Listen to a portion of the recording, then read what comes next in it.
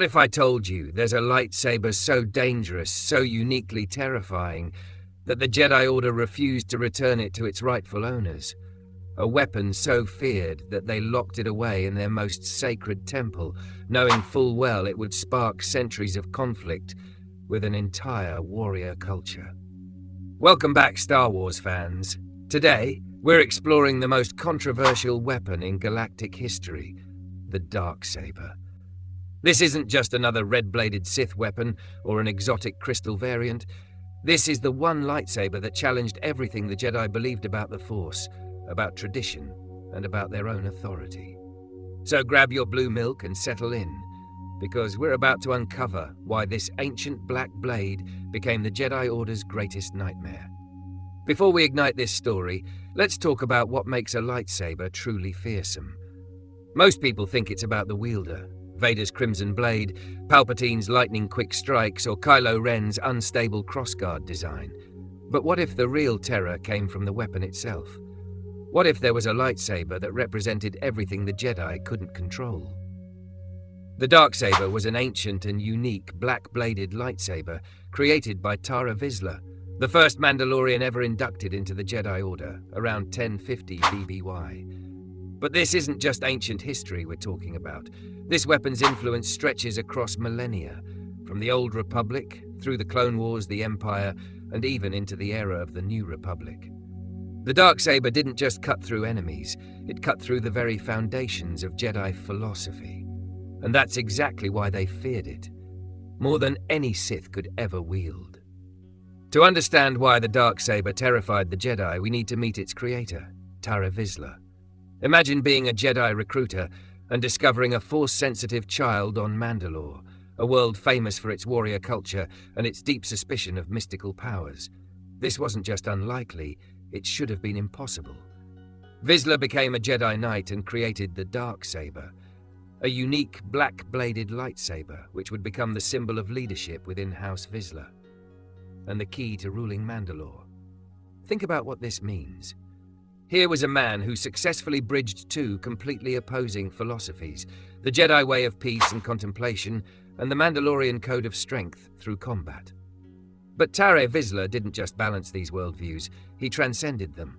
While other Jedi crafted traditional lightsabers with curved hilts or unique crystals, Vizsla created something unprecedented, a one-of-a-kind lightsaber.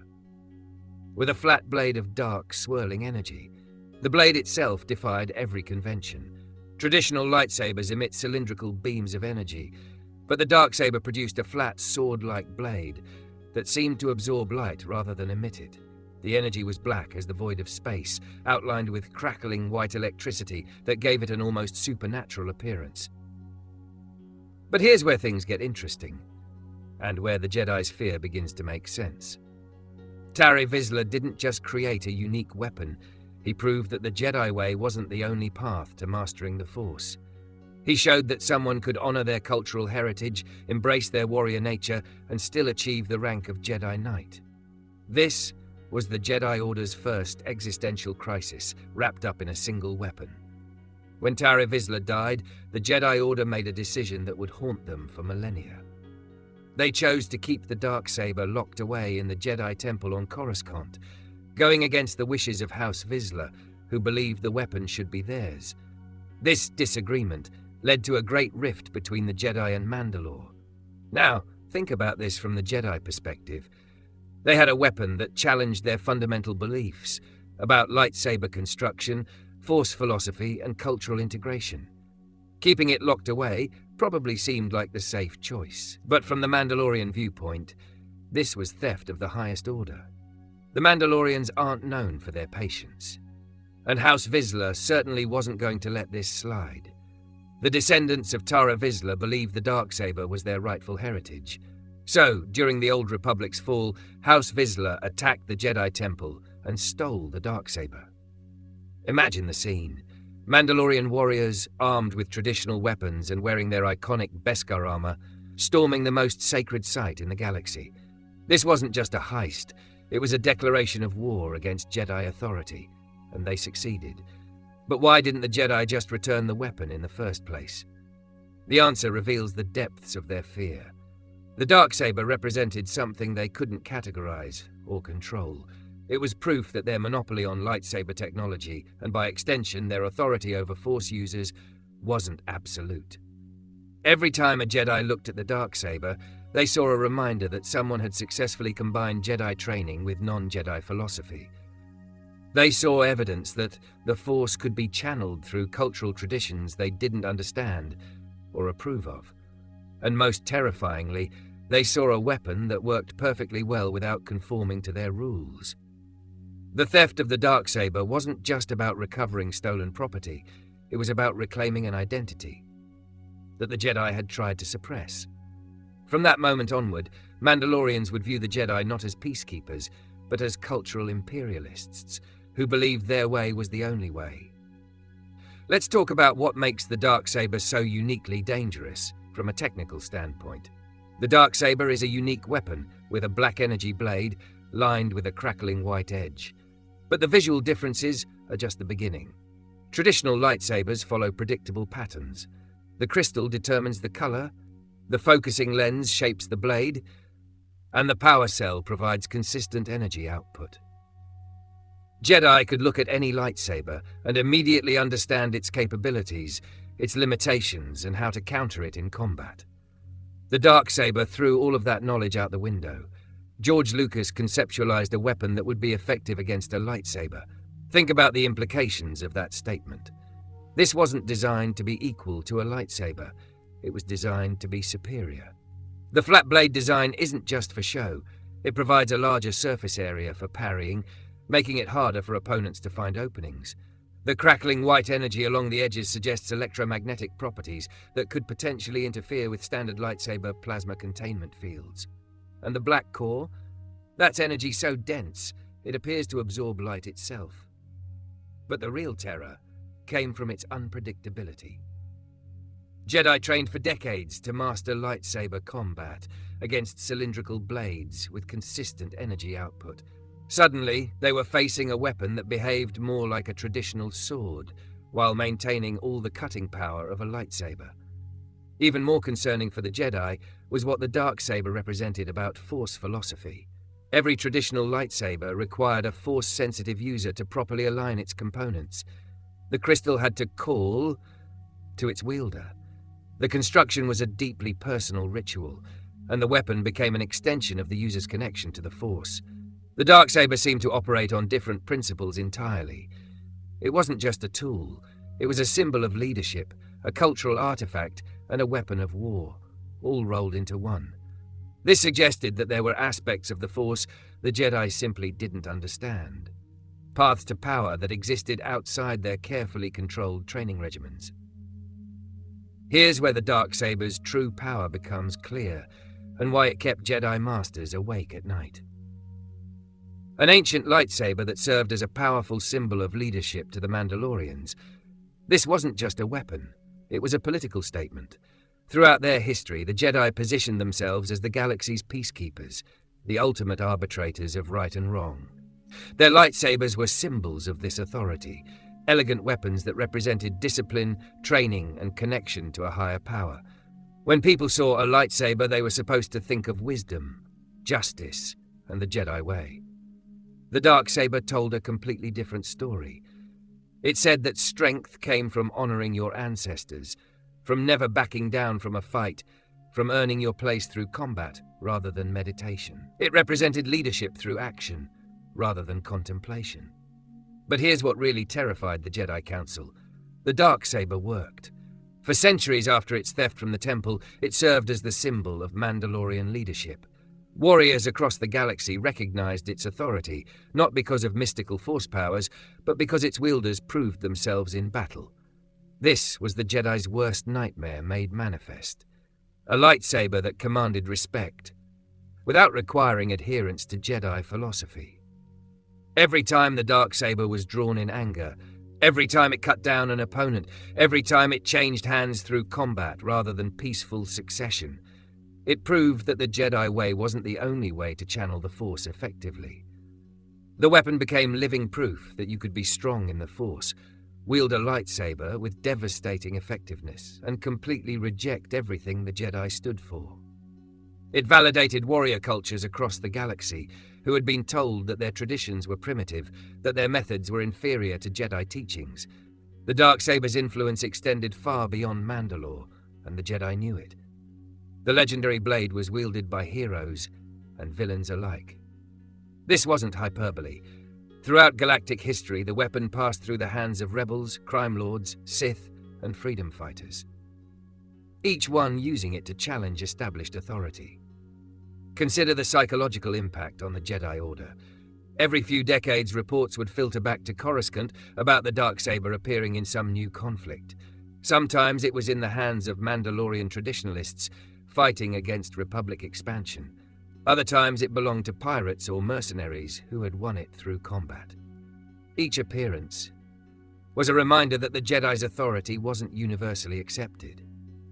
Darth Maul won the Darksaber after defeating Tarre Vizsla in a duel. Maul's victory created a split in the Death Watch. When a Sith Lord claimed the weapon, it represented the ultimate corruption of everything the Darksaber originally stood for. Yet even this dark chapter proved the weapon's power to command respect across cultural boundaries. The Jedi faced an impossible situation. They couldn't reclaim the Darksaber without validating its importance, but they couldn't ignore it without appearing weak. Every attempt to dismiss it as just another weapon was undermined by its continued influence on galactic politics. But the fear ran deeper than political embarrassment. The Darksaber represented a fundamental challenge to Jedi teachings about anger, aggression, and the dark side. Traditional Jedi doctrine taught that anger leads to hatred. Hatred leads to suffering, and the path to the dark side was paved with emotional extremes. Yet here was a weapon wielded by warriors who embraced their anger, who channeled their passion into combat effectiveness, who saw emotional intensity as a source of strength rather than corruption. And it worked. The Darksaber didn't corrupt its wielders in the traditional sense. It empowered them. This forced uncomfortable questions that the Jedi Council preferred not to answer. If anger could be controlled and directed without leading to the dark side, what did that say about their teachings? If warriors could achieve great things while embracing emotions the Jedi feared, were they missing fundamental truths about the Force? The Darksaber's greatest victory wasn't any single battle. It was rewriting the narrative about what it meant to be strong in the Force. What I added to that was this idea that the Darksaber was Mandalorian-made, that it was something that the Mandalorians felt was part of their heritage, would make it way more valuable. Dave Filoni's insight here reveals exactly why the Jedi feared this weapon so much. It wasn't enough the Darksaber was unique or powerful. It had to be authentically Mandalorian. This meant it carried the weight of an entire culture's values, traditions, and worldview. When someone wielded the Darksaber, they weren't just using a weapon. They were channeling the collective spirit of Mandalorian civilization. For the Jedi, this was existential terror. Their entire philosophy was built on the idea that the Force worked through individuals who had transcended their cultural limitations, who had embraced universal truths that applied across all species and civilizations. The Darksaber suggested that cultural identity could actually enhance Force sensitivity rather than limit it. Think about the implications for Jedi recruitment and training. If Tarre Vizsla could become a powerful Jedi while maintaining his Mandalorian identity, what about other cultures? What about the warrior traditions of the Ekoila, the mystical practices of the Dathomirians, or the technological integration philosophies of the corporate sector?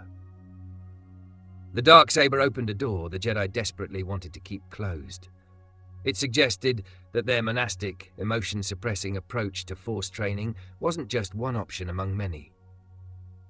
It might actually be inferior to methods that embraced cultural diversity and emotional authenticity. But the weapon's influence went beyond philosophy, into practical politics. Every time the Darksaber appeared, it reminded the galaxy that the Jedi weren't the only legitimate guardians of peace and justice. Mandalorian culture, with its emphasis on personal honor, family loyalty, and earned authority, offered an alternative model for how Force-sensitive individuals could serve the greater good. This wasn't just threatening to Jedi authority, it was threatening to the entire Republic system, that relied on Jedi legitimacy to maintain order across thousands of worlds. So there you have it, friends. The real reason the Jedi feared the Darksaber more than any Sith weapon, more than any dark side artifact, more than any corrupted Jedi who had fallen to temptation. It wasn't fear of the weapon itself, but fear of what it represented. The Darksaber proved that the Jedi way wasn't the only way. It demonstrated that someone could be strong in the Force, wield a lightsaber with devastating effectiveness, and maintain their cultural identity without falling to the dark side. Most terrifyingly for the Jedi Council, it showed that their monopoly on lightsaber technology and Force philosophy was built on assumption, rather than absolute truth. The weapon was kept in the Jedi Temple after Vizsla's passing, but members of House Vizsla stole the saber in a conflict with the Jedi during the fall of the Old Republic. That theft wasn't just about recovering stolen property, it was about reclaiming a philosophy that the Jedi had tried to suppress. In the end, the Darksaber's greatest power wasn't its unique blade design or its effectiveness in combat. It was its ability to inspire people across the galaxy, to question authority, to honor their traditions, and to find their own path to strength in the Force. What do you think? Was the Jedi fear of the Darksaber justified, or were they just protecting their own power? Let me know in the comments below. Hit that like button if you enjoyed this exploration of Star Wars lore, and don't forget to subscribe for more content that goes beyond the surface of that galaxy far, far away. Until next time, may the Force be with you.